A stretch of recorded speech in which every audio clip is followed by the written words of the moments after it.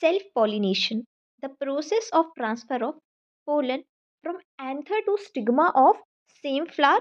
It can also happen when pollen from one flower is transferred to another flower on the same plant. तो ये क्या कहना चाह रहा है कि सेल्फ पॉलिनेशन क्या होती है, जब एक फूल है, इसके एंथर में बने पोलन ग्रेन और इसी फूल के स्टिग्मा तक वो ट्रांसफर हो गए, इसी फूल के स्टिग्मा पे जाके वो पहुंच गए, तो उसको हम सेल्फ पॉलिनेशन कहते हैं।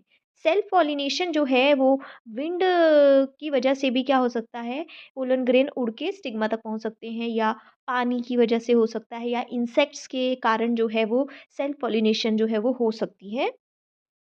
तो यहाँ पर क्या है, एक ही फूल है, उसी के एंथर से पोलन ग्रेन कहाँ तक पहुँच रहे थे, उसी फूल के स्टिग्मा तक। इसको हम सेल्फ पॉलिनेशन कह रहे थे। या फिर क्या होता है, एक प्लांट है, उसमें बहुत सारे फूल लगे हैं और इसी प्लांट के एक फूल से पोलन ग्रेन आए और किसी दूसरे फूल के स्टिग्मा तक पहुँच गए।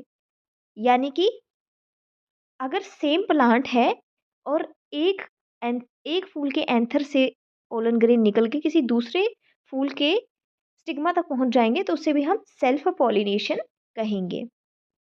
तो अब क्रॉस पॉलिनेशन क्या होता है?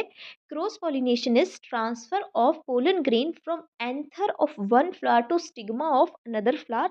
This process can take place between two flower present on different plants.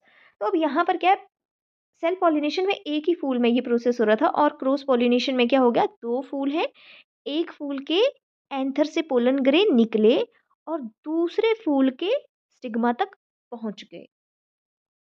इसको हमने बोल दिया क्रॉस पॉलिनेशन। और क्रॉस पॉलिनेशन में क्या हो रहा है, यहाँ पर दो प्लांट हैं और एक प्लांट के फूल से आए पोलन ग्रेन और दूसरे प्लांट के फूल के स्टिग्मा तक पहुंच गए, तो इसको हम बोलेंगे क्रॉस पॉलिनेशन।